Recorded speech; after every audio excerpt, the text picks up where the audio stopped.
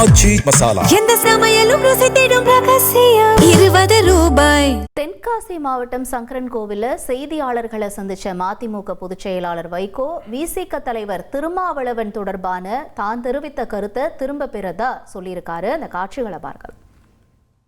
தொடர்கிறோம். தவேகாவும் திமுகவும் அகில இந்திய அளவில் ஓரணிக்கு வர வேண்டும் என்று மதிப்புக்குரிய விடுதலை சிறுத்தைகளின் தலைவர் என் அன்பு சகோதரர் தோல் திருமாவளவன் அவர்கள் சொன்னார்கள் என்ற செய்தி எனக்கு தூக்கி வாரி போட்டது. வடதுருவமும் தென்துருவமும் சேர முடியுமா? எப்படி திமுக கூட்டணியிலே இருந்துக்கிட்டு அமைச்சர்களை பங்கெடுக்க முடியும் அப்படின்னு நினைச்சதுனால நான் அது அதிர்ச்சியாக இருந்ததுனால இந்த மாதிரி கருத்தை சொன்னால் நோபல் பரிசு கொடுக்கலாம் நான் சொன்னேன். அவரை புண்படுத்த வேண்டும் என்ற நோக்கம் இல்லை.